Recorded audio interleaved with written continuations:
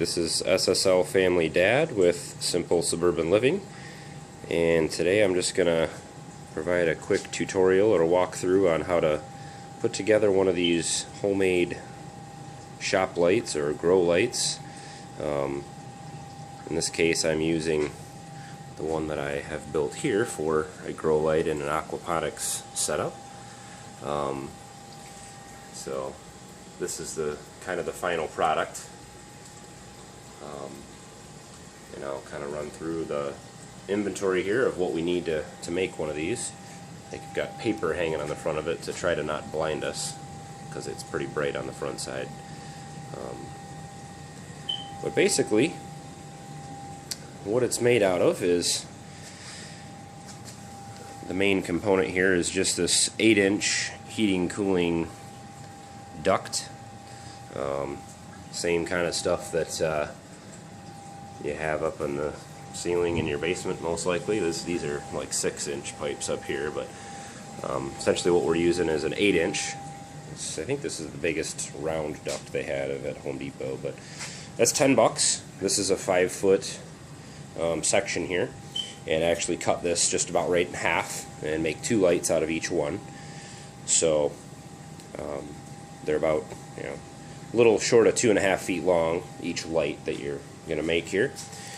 Second thing is these threaded rods. These are 3/8 inch threaded rods right here. A couple bucks a piece. I think they're about $2 a piece at Home Depot. These Ys, these are just regular like socket Y, light socket splitters, or Ys they're called. Those again are a couple bucks a piece. I think $2.50 a piece. These outdoor or weatherproof sockets, there's lots of other options, and I'll get into why I chose these ones. But basically it's got like a rubber shell on it, and it's just a single socket with some heavier gauge wire. So eventually if I wanted to like put some real high wattage bulbs in here, these will handle it. They're pretty tough socket. So I got 4 of those and 4 Ys. Some hardware, so these are just 3/8 nuts and 3/8 washers. These are going to be kind of used with the threaded rod, obviously, to put this together. Some wire nuts. Don't need this many, but these are the larger size wire nuts because I'm using a heavier gauge wire. You don't need to use that big of a wire nut, but I just happen to have some heavier gauge wire laying around, so that's what I'm using. You can get this chain in bulk at Ace Hardware, Home Depot, or wherever your hardware store is, local hardware stores. This is just, I don't know what gauge it is, real thin chain. It's like 90 pound, I think. These lights are not heavy, so I have 4 sections of this, and the length will depend on how you're going to hang your light and where. And I also have a piece of cord here. This came off of a printer, I think, or something. I've got a bunch of these laying around, so I'm just using a bunch of scrap cords, computer cords, and things like that to make these. Lamp cord will work. You can buy cords. You can use end of an old extension cord.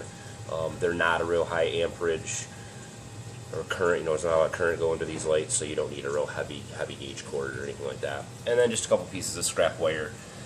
Anything probably 16 gauge or above is going to be fine. Even 18 gauge will work. So, and then light bulbs. You can use whatever light bulbs you want. Just depends on what you're doing. With what we're doing here, we're using them as grow lights. So these ones, I'm actually using kind of a variety of different lights in them.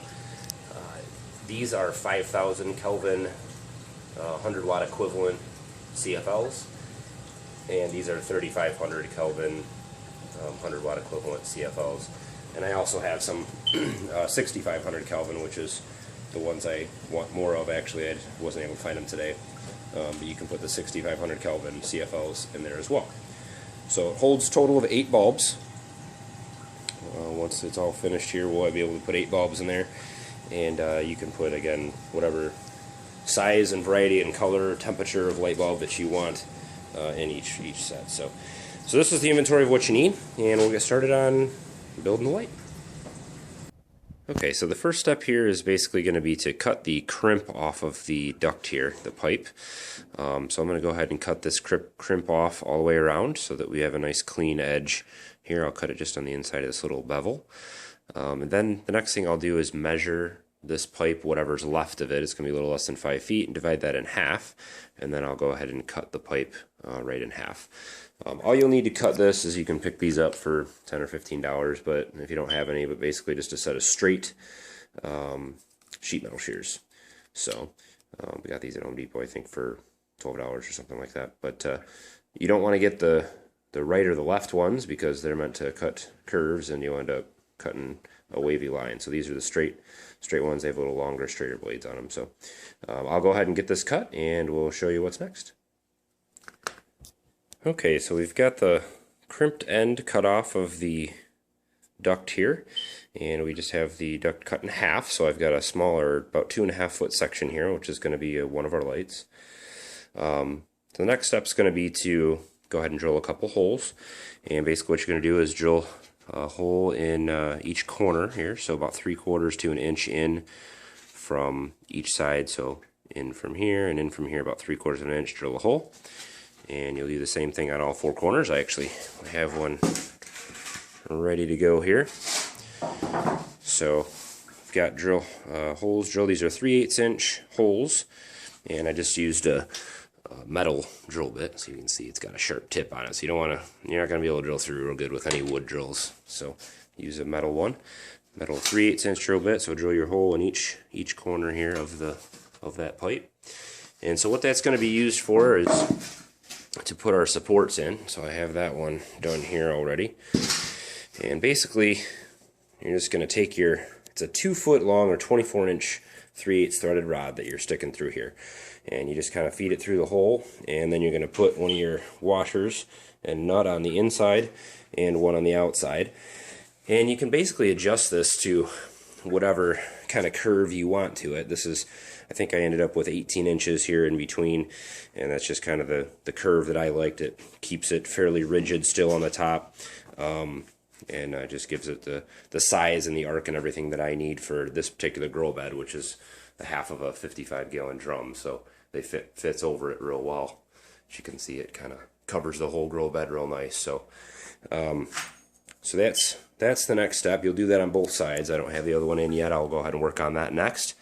Once that's done, we're going to go ahead and get our sockets drilled in the top. So I'll get this one finished up here and get ready for the next step. Okay, so during this step, putting the threaded rods in here, as you're putting the nuts and washers on, you also want to get your chain on there. So that actually gets sandwiched between the nut and washer here, so that's firmly attached. So the chain that I got actually ended up being too small. It was actually smaller than the last chain I got. I just eyeballed it wrong at the store, but so I had to kind of widen these out a little bit. But essentially, you're just gonna slide to work that chain on there, and then sandwich it in on each corner here, so the chains are attached. You do have to do that at this point. If you wait till later, you have to take the nuts back off and do that. So once the chains are all on, we'll go ahead and flip this over and get the socket holes drilled. Okay, so here we are. We've got all of the nuts and washers and chains and the threaded rod all installed here. So threaded rods through on each side, nut and washer on each side. I've got the chain attached here, and everything's all tightened down. So the next step is going to be to mark out a few holes. All the holes I'm going to drill here, these are for the light sockets, which I'll grab. Got 4 of these we're going to put in. You could put in more. This would house quite a few more lights. If you wanted to stack a few more in here, you could. But essentially what we're going to do is drill a hole big enough to squeeze this in here. So I'll kind of show you how that happens here after I get the holes drilled. But you can space them out however you want. In this system, I've got these are going to be over a grow bed where there's a drain pipe in the middle, so I actually have a little larger gap in the middle between light sockets, but I've just spaced it out. It's 29 inches, and I've kind of spread them out 5.5 to 6 inches apart here, each one of these holes. You can kind of find your center when this is sitting here just by rolling something, and it'll kind of stop pretty close to the center. Didn't actually do it that time. If you lift the pipe up off the floor where it's more rounded at the top there, it'll stop right in the center. So that's how I found the center, and marked out a few dots here. So I've got 4 of them. And all I'm using to drill a hole here, in this case, is basically it's a wood hole drill that I picked up at, I think this is Ace Hardware. This is an 1 3/8 drill bit.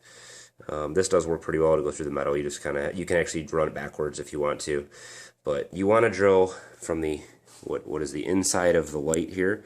You want to drill it out, and I'd recommend just putting a piece of wood or something underneath the middle of it and then just drilling your holes through.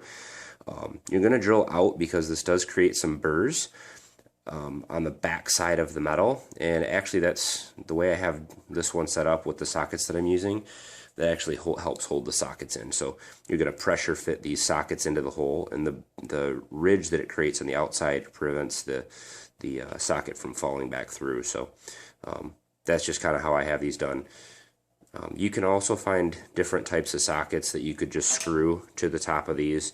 I wasn't able to find any for a decent price online or at the hardware store, so these are the ones I'm using.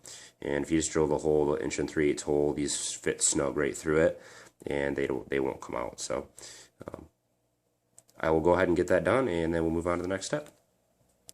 Okay, so holes are all drilled, and this is actually the top of the light now. So as you can see, like, and especially since I'm not using the proper drill bit here, there are nice metal hole bits that you can get that will drill a nice smooth hole. But as you can see, there's kind of barbs here, and it actually makes like a little lip on the hole, and it's a bunch of obviously you want to be careful because you definitely cut your finger on these. But what I found was, even though this is not the prettiest of holes, it actually holds in the socket really well. These are weatherproof sockets, so they've got a rubber coating on them, and basically all you do is just feed it up from the bottom here. So I'm going to do this on video without messing it up too bad, and you just put some pressure, and I actually kind of twist them up, and I'll have to do this with 2 hands, but basically what you end up with is it pops up right through just like that, and the lip on that metal actually kind of digs into this plastic or this rubberized coating a little bit, and it makes it really firm, so they won't go back through. On my other one that I did, I also put a little bit of liquid nails around here just to cover the barbs, and just to kind of cement it in and seal it up, but you don't really actually have to do that. They're in there pretty good, so just kind of twist them through. I'll go ahead and do that with these, and move on to the wiring and get this sucker hung up.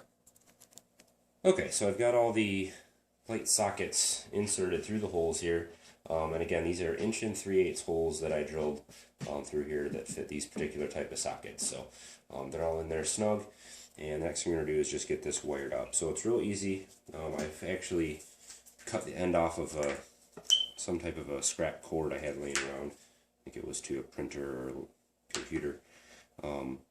It doesn't matter which wires go to which as far as positive and negative or hot and neutral.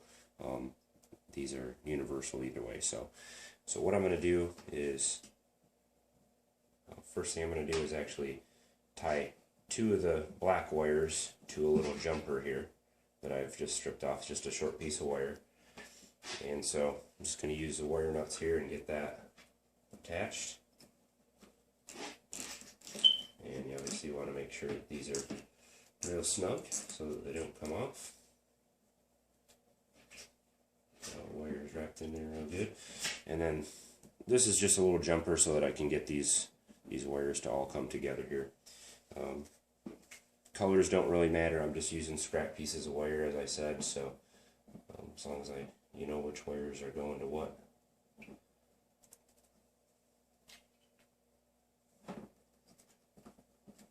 So I'm just tying the 2 white wires together off of these sockets on this side, and the 2 black wires together as well. Okay, so I'm going to go ahead and do the same thing on the other side, and we'll come back to finish up. Okay, I've got the other side wire nutted together over here, and again I've got the two white wires from each socket just together with a little jumper, and the 2 black wires from each socket together with a little jumper. Did the same thing on both sides, and all we're going to do is twist these together with one side of your lamp cord or whatever cord you have. Doesn't matter again which wire you use, which one of the 2 wires here from your lamp cord. It can go either way. So we'll get these screwed on here really tight. There are some nicer junction boxes and things like that that you can get, and I may do a version 2 of this light where I actually do a little nicer box on the top. I was going to actually do a plug on the top here where I could daisy chain the lights together and just plug one into the next and things like that. So I may do a version 2. I've got 2 more lights to build still. So alright, so once those are on, the wiring's pretty much done up here. Again, it's not the prettiest, but you can tie that together any way you want to. You can put it in a little utility box on the top of this. You can get little plastic junction boxes and use those. This is just because we're trying to keep the cost down on these lights. The easiest way to do it. So, alright, next thing we'll do is we'll hang the light up, and we'll get the Y adapters in the sockets and put some light bulbs in and show you the finished project. I went ahead and put the Y adapters in here, and I've got the aquaponics system running, so you'll hear some water. But this is how it looks underneath. You could add more light sockets to this if you wanted to. You could drill probably twice as many holes up here and put a bunch of Ys in. You could probably have about 16 bulbs in this if you really wanted to. With 100 to 150 watt equivalent CFLs, 8 of them is pretty sufficient, I think, for this size grow bed. So the finished project is, about 18 inches wide by about 2.5 feet long, and they really do fit perfectly over these 55-gallon drum grow beds. So they cover the grow bed pretty well. These ones I have hooked up, the cords just go up into a little surge protector, and then I have that surge protector run over to a little remote controlled switch. I will get a timer here eventually, but right now I just have a little remote control for it. So we'll go ahead and flip this on and see how it looks. I'm blinded. Alright, so there's the lights that are on. This is a couple 5500K and 5000K lights, as well as a couple 3500K lights. So it's kind of a various lot of different color temperatured bulbs in there. I usually do that to just provide a better full spectrum for the plants. So this light's been running for a few weeks now, and I've got a few plants that I've put in here. This aquaponics system is fairly new and hasn't really established yet, so I'm still getting it up to the right pH levels and things like that.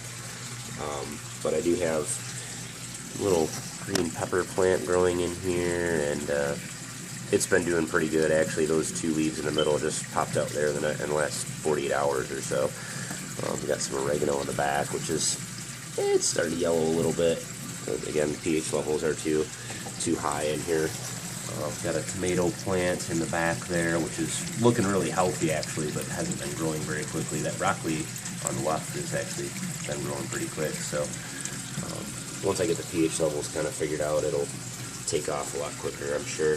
Got some lettuce in the back there that's actually starving of nutrients because the pH is so high, but the light has been running really well. Once the system again the chemistry is right in it, these plants will take off quite a bit. So, but if you do have any questions about the light or any improvements or ideas, there's very similar ideas on YouTube. In fact, I watched quite a few videos and got the ideas for these. This is a lot larger than the other ones that I've seen, and a little different setup with the light sockets. So total cost of the light is about $40 without the bulbs, and you can get whatever bulbs you want to put in it, but about $40 for the supplies, the metal and the light sockets and wire nuts and bolts and washers and things like that, or nuts and washers. But hope you liked the video, and if you have any questions, throw it in the comments. If you like the video, hit the thumbs up button there, and if you want to see anything more, we've got more aquaponics stuff coming, and other projects around the house here that I'll be doing. And if you're interested in anything like that, go ahead and hit the subscribe button and watch those videos as they come out. So thanks for watching. Have a good one.